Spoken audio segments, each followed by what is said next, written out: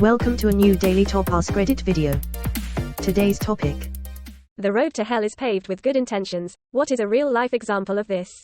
The introduction of non-native species as a means of solving an environmental problem. Hawaii resident here. It's been the bane of our existence. Invasive species goes all the way back to Polynesians. They brought pigs and chickens for food. They cause all sorts of problems now that they are wild. We also have mongoose. Rats were decimating the local bird population. So the government released mongoose to handle the problem. However, mongoose are diurnal and rats are nocturnal. So instead of going after the rats, they went after the birds. Cats. Brought as pets, now they are an ecological menace. They love eating the local birds. See a pattern? Edit. Rats eat bird eggs, not the birds themselves. It has the same impact to the population though. I went to the Galapagos and noticed all the street cats were extremely skittish. The reason why didn't click with me until a guide explained how challenging it is to preserve the delicate ecosystem on the islands with the import of pets and livestock. Don't get me wrong, I love cats, but they can spell devastation for local bird and rodent populations. Gotta do what you gotta do. Which in this case is sadly extermination until people stop trying to bring them over. Haiti did not have cholera. A disastrous earthquake hit Haiti in 2010. After the earthquake, humanitarian forces from the UN arrived to help. And the Nepalese contingent reintroduced cholera to Haiti. This epidemic has since infected approximately 850,000 people and killed over 10,000. From the official UN report on that, https www.ohchr.org/documents/issues/poverty/reportger71sddocx.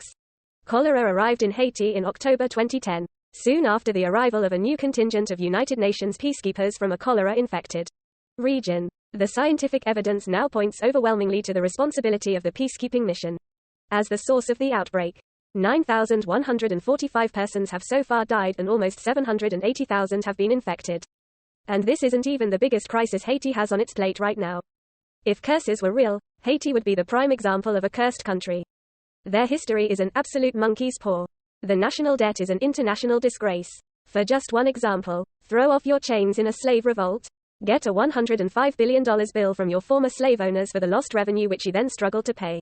For the next century, https en.wikipedia.org/wiki/external_debt_of_Haiti. The introduction of kudzu for erosion control. It has become invasive and girdles and kills plant life above ground without establishing proper roots, therefore causing soil erosion. So apparently kudzu is not the sole plant that does this.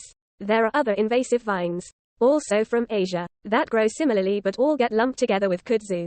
Also, I thought it was initially introduced for livestock foraging. In our experience, cows and horses won't touch it. The answer to it where I live is goats. Everyone out here has goats. And they're steadily destroying the kudzu in our area. Edit. Lol, I get it. Some of y'all's cows eat kudzu or you found an account of it on Google. Our heifers never ate it. But I reckon they were picky and spoiled since we were raising them for beef. They were grass-fed and we gave them square bale hay instead of round bales, and lots of corn. My mom called my Christian university, that 17-year-old me attended by my parents' behest, to inform the school that I was smoking weed, drinking, and having sex. She thought because it was a Christian university, they would put me into a counseling program to get me back on track. The school told me to pack my bags, leave immediately, and they rescinded the 80% scholarship I obtained, causing me to owe the full 100% for that semester, which I'm still paying off a decade later. Edit. This comment is getting a lot of traction, so I figured I'd add another nugget. After getting kicked out of college, my 18th birthday was the next month. My parents somehow, my dad is a tech nerd so he could hack any account I had, found out that I was going to have a party at a friend's house to celebrate. There was alcohol and weed at the party. Lo and behold, my parents called the state police and alerted him of the party. I and 3 other friends got arrested that night. Most charges were dropped or expunged eventually. Did she regret her decision? My money's on, she somehow blamed her child rather than the school. Eventually, yes. Edit. More detail, she and I are actually close now after making amends years later. She realized how naive she was, and still kinda is. It took me a while to forgive her, but I eventually did. In some sick way she was trying her best. Unfortunately, her ignorance and naivety made her best pretty shitty at the time.